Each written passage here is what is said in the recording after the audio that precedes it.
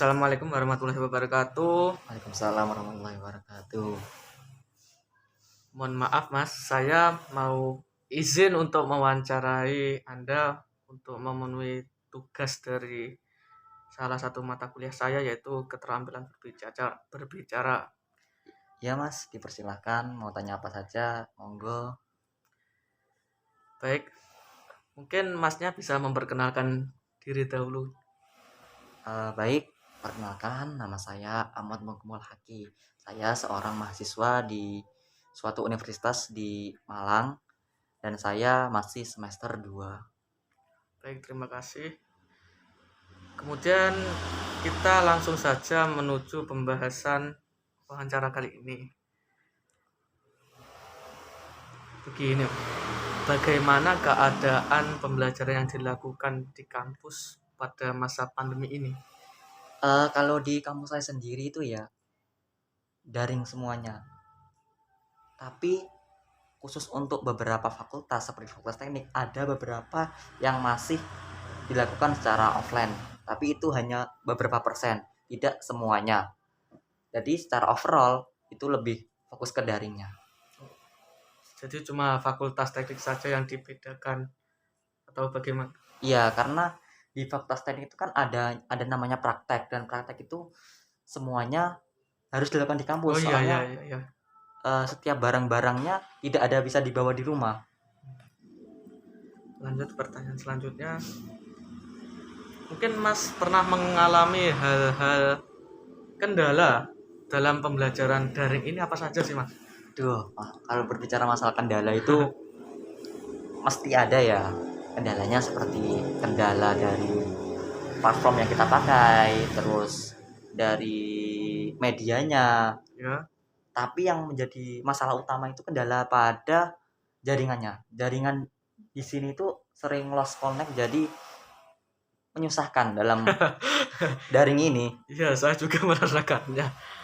Kemudian siapa saja sih yang terkena imbas dari pandemi ini selain pelajar atau mahasiswa? Kalau dari saya sendiri, menurut saya ya, ini semuanya terkena dampaknya. Baik dari pengusaha, dari orang kantoran, pejabat, orang biasa, rakyat jelata, semuanya terkena dampaknya. Ini tidak bisa dimungkiri. Ya karena dampak dari pandemi itu juga luas. Bahkan Iya. internasional juga mengalami kesulitan dalam hal ekonomi.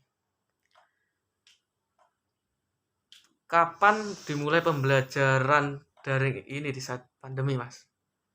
Kalau setiap kampus itu memiliki kebijakan sendiri-sendiri ya. Iya. Kalau dari kampus saya itu dimulai bulan apa ya, September kayaknya.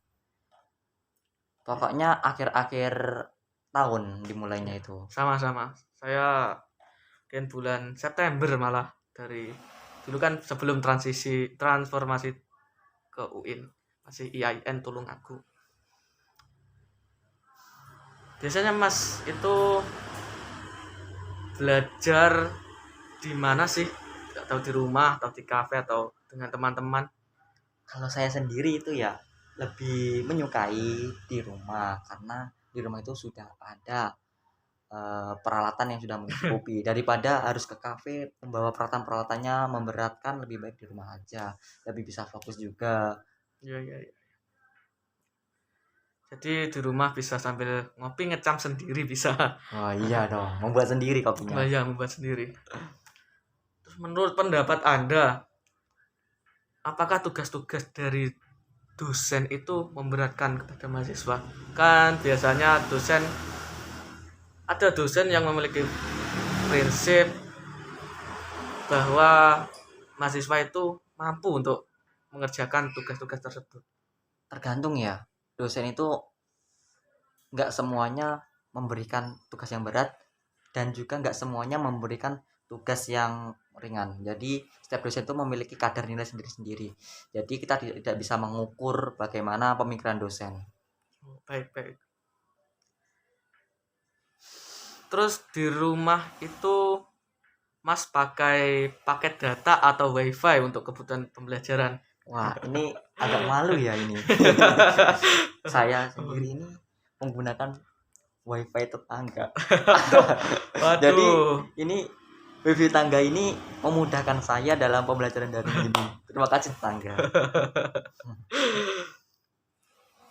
Mungkin kita kalau saat pembelajaran daring itu pasti pernah lah ya dimarahi oleh orang tua untuk tidak membantu orang tua mengerjakan suatu hal. Apakah Mas pernah mengalaminya? Oh, sangat pernah dong. Ya, wajar aja. Dimulai dari pagi berakhir sampai sore bahkan menjelang maghrib itu seharian terus penatap laptop. Jadi ya seringkali dimarahin kok enggak tetap kuliah padahal ya cuma daring gitu. Sama saja ya, saya di rumah juga begitu. Padahal ini kan kita juga menempuh pendidikan. Kemudian menurut Mas Mukimul, mengapa pada saat pandemi ini semua orang dipaksa untuk memanfaatkan teknologi informasi maupun teknologi komunikasi dengan sepenuhnya? Ini ya, ini kan karena peraturan pemerintah.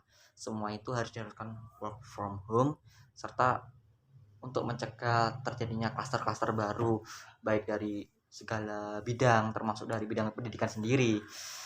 Jadi ini semua harus dipaksa untuk beralih ke online.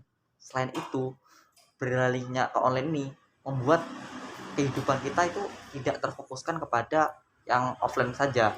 Jadi kita bisa membuat terobosan-terobosan baru lah dalam melaksanakan segala aktivitas kita dengan cara online. Jadi sekarang lebih mudah online, beli barang mudah online daripada keluar Iya, rumah. tinggal klik-klik gitu. Kemudian dari pihak kampus Mas Mukimul, apakah ada penurunan biaya UKT pada saat masa pandemi ini? Dari informasi yang aku dapat ya, Ya, ya. ini penurunan UKT hanya terjadi pada mahasiswa yang ada di angkatan atas saya.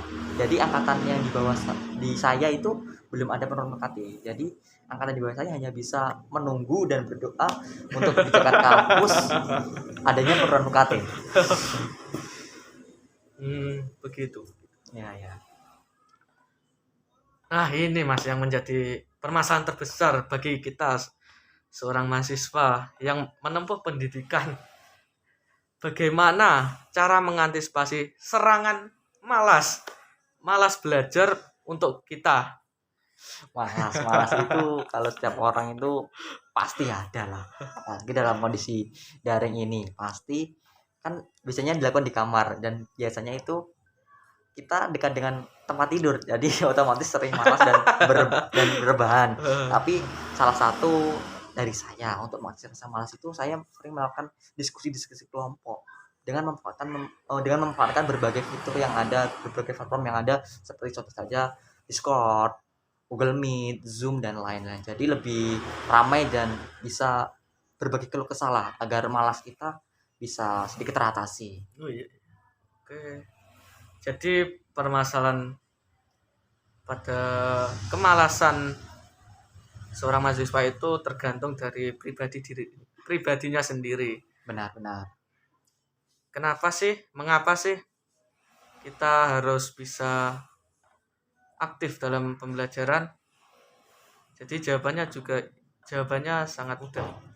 Ya, untuk mengikuti jenjang pendidikan yang selanjutnya tidak mungkin kita sebagai mahasiswa memiliki tujuan untuk molor semester. Tidak mungkin lah. Baik, terima kasih atas waktunya untuk wawancara pada sore hari ini, Mas. Ya, Saya minta maaf jika memiliki kata-kata yang mengucapkan kata-kata kurang berwenang di hati Mas. Saya minta maaf. Akhir kata, wassalamualaikum warahmatullahi wabarakatuh. Waalaikumsalam warahmatullahi wabarakatuh.